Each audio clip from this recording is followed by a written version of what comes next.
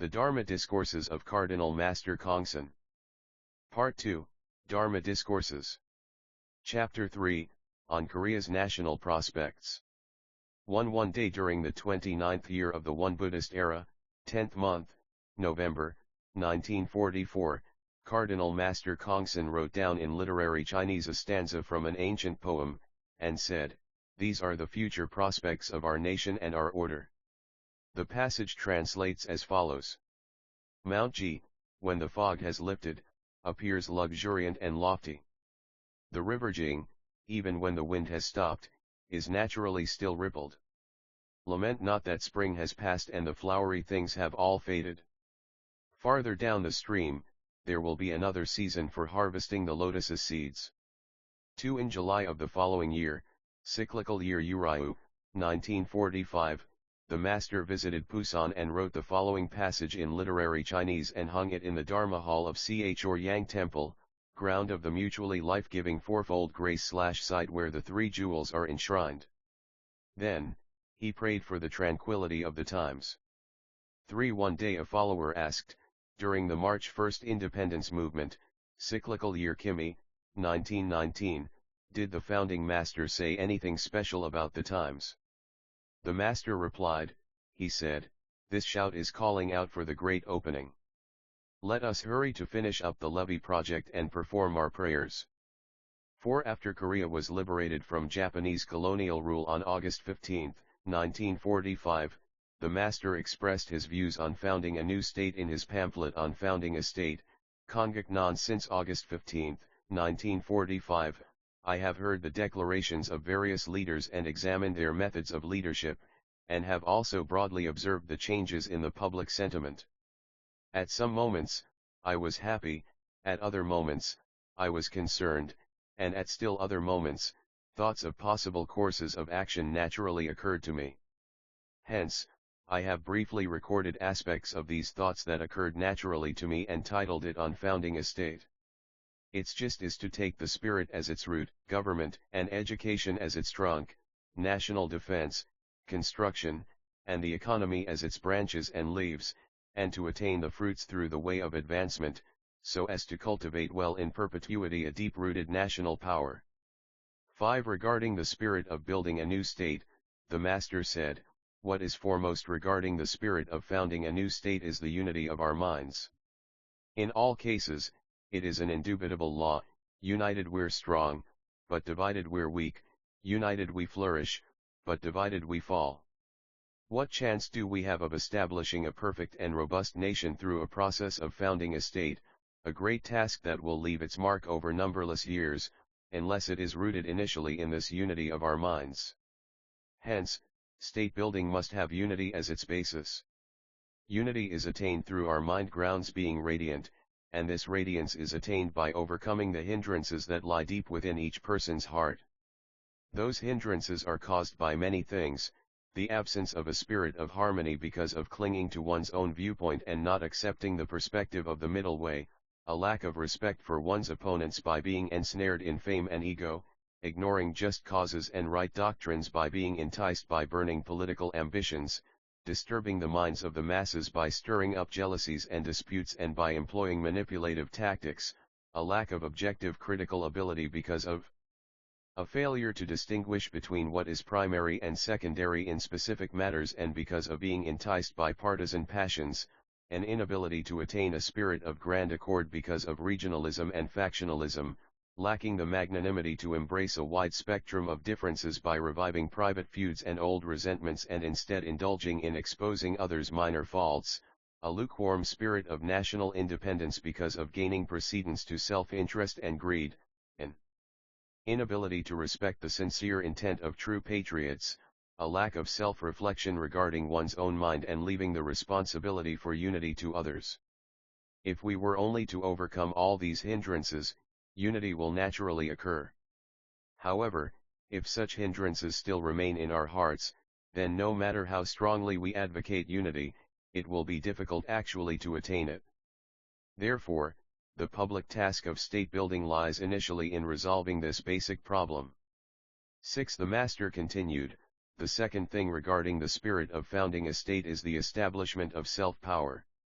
While we must be profoundly thankful to the Allied powers who presented us with liberty, we must try to get along well with all the Allied nations by maintaining an even-handed attitude and a spirit of autonomy, rather than being attached to one particular nation and opposing others for the sake of one's particular ideology or political position. As I view our nation's present circumstances, we shall have no success without following the middle way, and without the common support of the Allied powers, our nation building cannot progress satisfactorily. Thus, we must focus on unity and establish the power of our national autonomy. 7. The Master continued, the third thing regarding the spirit of founding a state is loyalty, justice, and dedication to the public good. Loyalty means a constancy of mind that is free from falsehood. Justice refers to doing right to the utmost, without discriminating between self and others.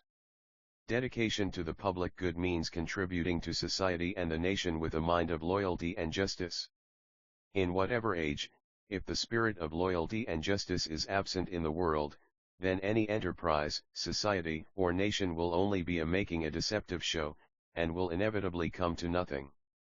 Thus, we must examine our own minds, and if the spirit of loyalty and justice is present, we must amplify it, but if it is absent, we must arouse those states of mind, even if we have to force ourselves. Hence, if with the spirit of justice we resist the wrong however tempting, and persevere in the right however distasteful, and if people proceed wholeheartedly with loyalty and justice, then the task of founding a state will be successful and the foundation of our nation will be as solid as if it were built on the rock of Mount Tai.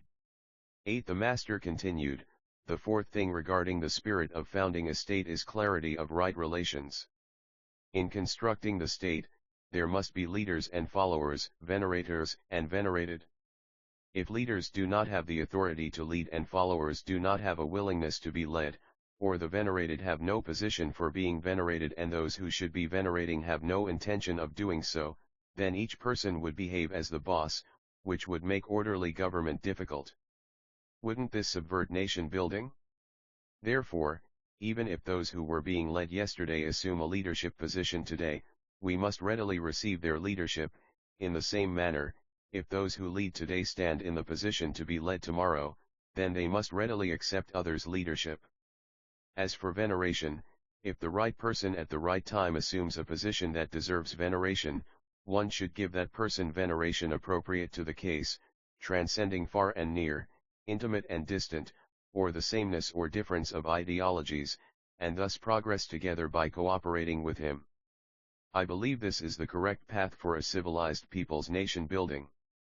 9. The Master continued, the fifth thing regarding the spirit of founding a state is to observe the overall situation. Whatever you might be doing, do not be enticed only by immediate concerns or temporary greed, but instead, with a keen eye for the international situation and a close knowledge of each sector of the nation, come up with well-rounded measures. Do not court personal glory, but promote well the national reputation. Do not fight for personal political power, but develop well the nation's power. Do not become absorbed in personal interests, but consider well the national interest. Understanding the principle that an individual's good or bad actions will increase or decrease the prestige of the nation, do not engage in contemptible actions, especially in front of foreigners. Understanding the principle that a thing immediately pleasing to oneself may cause discomfort to others, one should show consideration for the public. Understanding the principle that a temporary beneficial thing may bring about a loss in the future, calculate carefully what will lead to permanent gain. Understanding that constant flux is the principle of the universe, establish laws that are appropriate to the times, without insisting on one type of law. Understanding the principle that any law or regulation that is excessive will lead to vice, do not let your mind be biased toward any single aspect. 10. Regarding government, the Master said, government should ensure the proper and satisfactory exercise of people's individual rights without privileging a specific sector. While all administration should be conducted simply and speedily, grave matters should be resolved according to the law while taking public opinion into account. Laws should be strictly observed by all, whether high and low, and, once a national consensus is reached, a patriotic spirit and public morality should be propagated through training citizens nationwide. All leadership should be based on faithfulness, so that the public comes to trust the leaders. Every effort should be made to foster talents and develop the economy, so as to cultivate a capacity for independence, self-defense, self-reliance, and self-sustenance. For the spiritual guidance of the citizens, government and religion should progress in tandem. 11. Regarding religion, the Master said, if people's faith in religion is weak, due to deficiencies in regulating their spirits and nurturing their consciences, they then will wantonly act as they please in both favorable and adverse conditions, which will cause the crime rate to rise. Even among those who belong to a religion, a good number might become superstitious or overly partisan, rendering them unable to engage widely in the life of an honorable citizen or sufficient public morality. If the state, by encouraging religions appropriate for guiding citizens, allows the four agencies of the state administration, the judiciary, schools, and religions to proceed with their own allotted duties, then that also will be an essential part of the great planning for the nation's everlasting future. 12. Regarding education, the Master said, education is the great path for people to progress. Hence, we should put in place compulsory education and expand the educational system. Instead of focusing on science and neglecting spiritual education, as has been the case so far, education should be carried out with a well-rounded curriculum that emphasizes patriotism and public morality. Improved education on matters of propriety should offer a foundation for spreading propriety among the citizens and for unifying the standards of propriety. In order to promote a climate of general respect for labor, courses in practical training and field work should serve as the first step in an education that encourages national industries and as the driving force for cultivating the characteristics of diligence and reliability among the citizens. 13. Regarding the path of progress, the Master said, the foremost task is to pay tribute to those who have engaged in meritorious service, including those who have made outstanding achievements in government or national defense, those who have made extraordinary achievements in edification and education, those who have contributed hefty sums that became a great resource for the public interest, or made much merit both in spirit and in body for enterprises involving the public interest, and those who greatly benefited and contributed to the nation and society through their discoveries and inventions or in whatever other fields. Second, we must promote education. Whether it is the nation, an organization, or an individual, we must eagerly promote education for the gifted, so that they may continue to gain new knowledge in any given field. We also must avidly support research institutions, so that they may deliver all kinds of ingenious means for national construction and social development. Third, we must abolish hereditary succession and limit inheritance. All honors should be limited to the person concerned, so the descendants do not needlessly rely on their ancestors' influence. Inheritance should be limited to the amount necessary to give someone a start, and the rest should be donated directly to public enterprises, so that both parents and children will make merit together. By living through self-power, they will contribute to the development of the nation and society and to people's general ability to lead their own lives. 14. Concluding the booklet Founding a State, Kongak Nan, the Master said, the central theme in all the above-mentioned articles is to protect everyone equally regardless of class, so that we may attain individual freedom and financial stability, to carry out a revolution in the mind first before undertaking a revolution in the world, to ensure that, through the voluntary generosity of the rich, the number of public interest institutions may gradually increase and people's living standards will naturally come more into balance, to cooperate in this single task of nation building without discriminating between government and private enterprises, and, by offering some preferential rewards to persons of meritorious service even at the price of some limiting effects on one's options in life, to attain to the path of progress in both public and private life. 15. The Master continued, at this critical moment, the most urgent duty is for all of us to reflect back on our mind and do our best for its continuous improvement, and for each level of leadership always to effectively exercise correct leadership of the people. If we are not good at heart, then even if we were to advocate an excellent ideology, it will just bring bad results. Flouting the rights of others and being blinded by the pursuit of undeserved gains, how can this be the principle of equality? The true value of equality will be realized only by first awakening to the impartial way of the universe and by not being preoccupied with personal ownership, as well as by not seeking food and clothing without working for them. Also, rejecting sanctions of any kind and falling into a lawless life by acting as one pleases. How can this be the principle of freedom?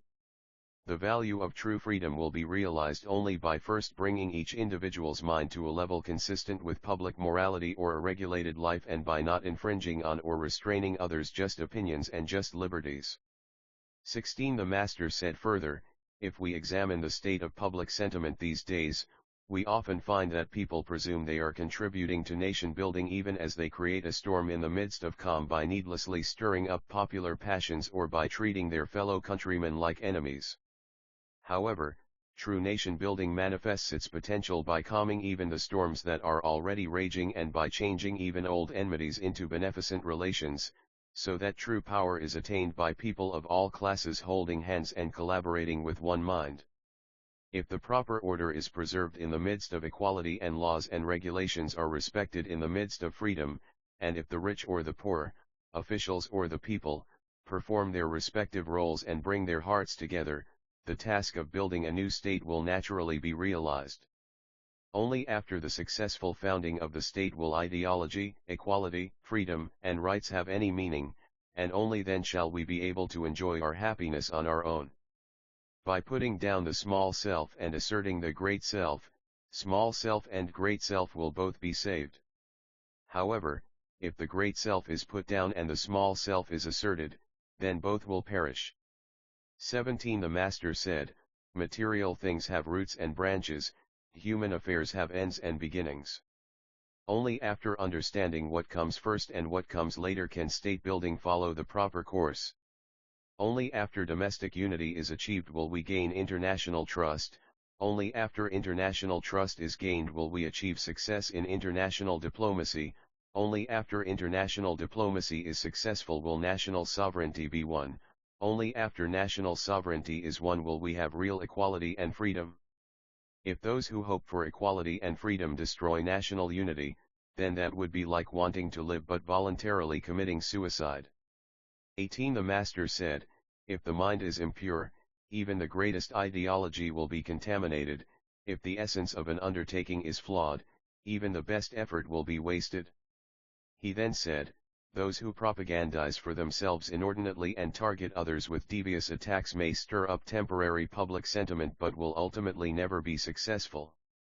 He continued, traitors are those who knowingly commit wrongful acts out of personal ambition, true patriots are those who may have initially been misguided but immediately correct themselves upon realizing it.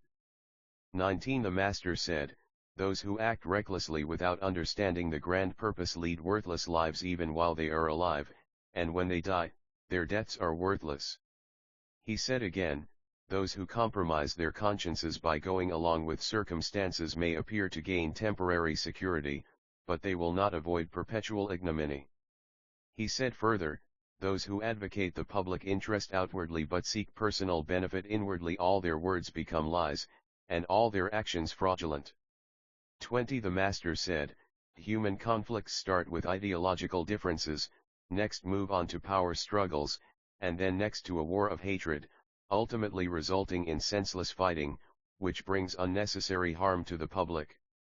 21. The Master said, others' outfits may look fine, but if you just put them on they may not fit you, only when outfits are made according to your own size and height will they become your own. He said again, at this time of cultural exchange, insisting only on your own way is obstinacy, just as being swayed only by that of others is to be spineless. Therefore, you should be independent inwardly and open-hearted outwardly, adopting good points and forsaking bad points. This is the wisest policy for the times. 22. The Master said, once anything goes to an extreme, it changes, and excessiveness leads to abuses. Thus, not leaning on either extremes or excessiveness is the essential dharma for saving the world. He said again, Seizing and being seized, or giving and receiving, the difference between them is as great as heaven and earth. Seizing and being seized create resentment and enmity, wherein the seeds of peril are hidden. Giving and receiving manifest grace and affection, producing peace. 23. The Master said, to encourage the good and to honor public spirit is the right path for progress. If we slight the good and ignore the public interest, it would be taking the path of regression. He also said, if we preclude people from living beyond their means, encourage public enterprise, and impose legal limitations on inheritances, this will stimulate a fervor for public enterprise, bring an increase in public assets, and result in the people's common happiness. 24. The Master said, without training, it will be difficult to put anything into practice. Without preparation, it will be difficult to succeed in anything. Therefore, there must be periods of training and periods of preparation. He said again, if you bend a branch, you must do it slowly, or you might break it. He said again, you cannot teach a child the great learning, you cannot entrust an egotist with public affairs. 25. The Master said, if the head is confused, the rest of the body will accordingly be confused. If the head is right, the rest of the body will naturally follow suit. Hence, all the responsibility is on the leader. He said again, if an offense is grave, heaven will not forgive it. If there is utmost sincerity in public spiritedness, there will be assistance from nature. Again, he said, right prevails in the end is a foundational principle of the universe. Hence, there is a point where the intent of heaven and the human mind openly converge. 26. A politician asked, at this early stage of nation building, the times are still unsettled and there are many national matters that urgently need attention. Even religion is an affair that should come after building a state. May I ask, therefore, that you turn your efforts to nation building? The Master said, although I have little ability, I am doing my utmost for the nation through this religious order. So, what do you mean when you ask me to work toward nation building? The guest replied, I mean that you should participate in a political party or initiate a national movement. The Master said, when you are building a house, the foundation, pillars, and beams each have their roles, and unless their functions are combined so that each fulfills its own role, you won't be able to construct the house. Likewise, when you are founding a state, government, religious edification, and domestic production all have their own roles, and unless each provides support through its incumbent role, the state cannot be constructed. Hence, politicians must concentrate on governing well through whatever means are appropriate, religious leaders must concentrate on edifying the people through appropriate means, and manufacturers must likewise concentrate on producing goods. Thus, with their power joined, a whole state will be constructed. As you have said, these are unsettled times, so, in the task of founding a new state, properly guiding public sentiment is the most urgent matter. Hence, a desirable path for nation building would be for the government first to examine each religious order and support those orders that are most helpful to the times, allowing them to be more active in the task of religious edification. It has not been long since our order was established, so we still do not have many adherents. However, along with relief operations right after liberation, from Japanese colonial rule in 1945, I believe we have rendered lots of background support in properly guiding public sentiment through the means we had available. The guest asked, then, in your order, do you intend only to render background support but not to let your members assume public office? The Master said, the ordained adherents must devote themselves to the affairs of the order, so it would be difficult for them to engage in both roles. However, lay adherents can engage in politics as much as they wish. I surmise that, in the future, only those who have been correctly edified by religion will make excellent politicians. 27. The Master said, these days I hear a lot of talk about our being on the left or the right, but those people do not understand the grand purpose of religion. Religion, that is to say, the way and its power, is the essence of politics, and politics is the function of the way and its power. In our four great principles, selfless service to the public is the foundation of virtuous politics, both ancient and modern, both left and right. Thus, those with political conviction are people who, by completely awakening to the principle of non-self, serve the public without selfishness. Those who act rashly by chasing after fame and power cannot serve as agents in the task of founding a state. The root of politics is the way and its power, and the root of the way and its power is the mind. To understand this mind and to nurture this mind, so as to practice in accordance with our original nature, is our proper duty and obligation. He said again, when you build a house, the building lot is prepared and the carpenters erect the house, then the walls are added, which are then covered with wallpaper before the owners of the house can live in it. Likewise, at this time, parties on the right and left are preparing the ground, after which the government will do the work of carpenters, then, the way and its power will add the walls and cover them with wallpaper, thus establishing a complete and satisfactory state. 28. The Master said, after liberation, this nation has been in an extremely difficult situation, however, the general trend for the future is extremely bright. The day does not dawn or the spring come all at once, there are gradual steps and stages. He said again, the present time is like ice in the early spring, the ice has started to melt underneath but on the outside it is still unthawed. But before you know it, all the ice will have melted away. Again, he said, as the world opens up, those who like to fight will perish. Hence, from now on, whether it is a fight between nations or between individuals, whoever attacks first will be defeated. 29. During the Korean War, on New Year's Day of 1951, the Master said, as we enter the new year, we must fortify our faith even more strongly. Blessings and transgressions are all made and received by ourselves, hence we must first have right faith in ourselves.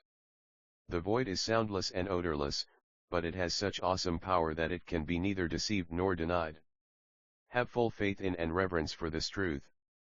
Moreover, do not lose hope. When you think in terms of the eternal world, there is ample room for progress, even for a person in difficult straits right now, if that person does not despair and voluntarily stops making any effort. Also, do not neglect maintaining a peaceful mind. Do not seek peace from afar but first seek it nearby in your own minds. No matter how difficult your situation is, you must not let go of your peaceful state of mind, for then you will become a master who brings peace in the coming world. 30. During the Korean War, the Master often said in admonition, even if you are the only one left, will you devote yourself to this practice and to this task? Even if all others were to engage in slander and persecution, will you steadfastly protect this religious order? Then he said, in the past when a new religious order was being established, many martyrs were produced, however, our Dharma is the great way of mutual life-giving in this new world, so such things will not happen. You may put your minds to rest. Then, he said, the faithless may live right nearby but are actually 1,000 or 10,000 leagues, li, away. Those whose faith is sincere may live 1,000 leagues away but are right here with me. Therefore, wherever you may be, always be a person who is concerned both for others and for the order. If so, you will naturally find refuge from calamity. 31. The Master said, Confucius was once surrounded by a gang of bandits so that he and his followers had no food for 7 days. At that time, he sat unperturbed and said, only after the weather has gotten cold can we understand the integrity of the pines, only after experiencing severe hardship can we gain true strength in our practice. Hence, his followers' minds were not at all disturbed as they sang and conversed together in a serene voice. Seeing this sight, the bandits were utterly amazed, and saying, this is surely a group of heavenly beings, they finally retreated. This certainly qualifies as an eternal model of minds that have been put to rest. 32. At Sandong Temple, the Master composed a verse in literary Chinese, which translates as follows, in the dawn sky, after the sound of thunder and rain / thousands of doors in myriads of dwellings open one after the other. He continued and said, the turmoil of modern times had its beginnings with the Kabo uprising, in 1894. Since these wars had their start in this country, the idea of peace will also start in this country. How can we dictate to the world through economic or military power? The great destiny of this new world will be led by sages, Buddhas, and Bodhisattvas. Guided by this country's new great way and its power, the whole world will become a single household in the future. He said further, since the great destiny of the world is now turning toward the east and south, the countries in the east and south will steadily develop and this nation will become the spiritual center of the world. 33 Seeing the Mugungae, the rose of Sharon, the Korean national flower, and the Taegeuk, the Taegeuk flag, the Korean national flag, in front of Sandong Temple, the master said, Mugungae is a good name. Mugun means limitless and unchanging, and Mugungae foretells that this country will become the origin of the way and its power in the new world. Taegeuk involves a profound principle. Taegeuk, the grand ultimate, Taiji, is the principle of the universe, which is the parent of the myriad things. Taegeuk is also, Muguk, the ultimate of non-being, and Muguk is ill one. The Taegeuk indicates that the great way of ill one will in the future become the place of refuge for the whole human race, and this country, which is its place of origin, will become the spiritual parent nation of all living creatures.